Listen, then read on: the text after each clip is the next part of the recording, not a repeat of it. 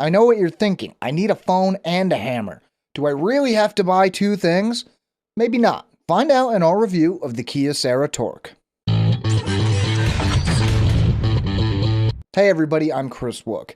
Now the Kyocera Torque trades top-of-the-line specs for being tough and waterproof, but how much does it sacrifice when it comes to the specs?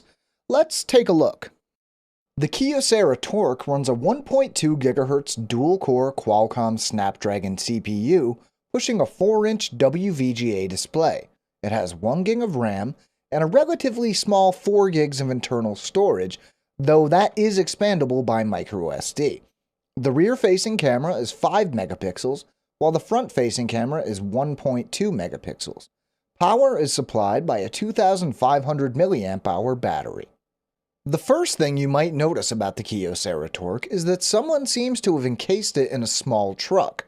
No, it's not the fanciest looking phone we've seen, but it is resistant to water, dust, salt, and pretty much everything else you can throw at it. Buttons are very sturdy as you'd expect, and all the ports are covered to further protect the device from the elements. Given the bulkiness, the Torque fits well in the hand, and for the most part, the buttons are logically placed and easily accessible. The Torque's display falls short of HD, but despite the resolution of 800 by 480, the screen looks relatively sharp with a pixel density of 233 pixels per inch. The small size of the display definitely works in the Torque's favor here. Text and images are well rendered, and colors are suitably well represented. No, this isn't the best display we've ever seen, but it is protected by Gorilla Glass in keeping with the phone's theme. Like a lot of other devices we've seen lately, the Torque runs a dual-core Snapdragon chipset, but performance isn't quite on par with other similarly spec'd devices we've seen. AnTuTu Benchmark produced an average score of 10,375 across 3 tests. Epic Citadel produced an average frame rate of 56 frames per second in high-quality mode and 57 frames per second in high-performance mode. While the benchmarks might have been a little lower than some other similar devices, real-world performance was decent. Scrolling through various screens was smooth, and though you might have trouble running top-of-the-line games, Temple Run 2 ran as smooth as ever during testing. Sadly, but not entirely surprisingly, the Kyocera Torque runs Android 4.0.4 Ice Cream Sandwich, though apparently there are plans to upgrade the device in the future. While this is a negative, the interface is very close to stock Android, which should no doubt make some users pretty happy.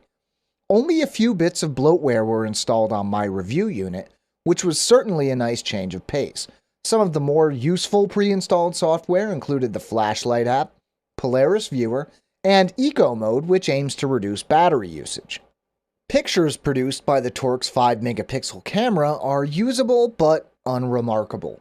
While they were relatively sharp, colors seemed a bit on the washed out side. This happened both in sunlight and with indoor lighting. The 1080p video capture suffers from the same issues, though somewhat less so, probably due to the shorter exposure per frame.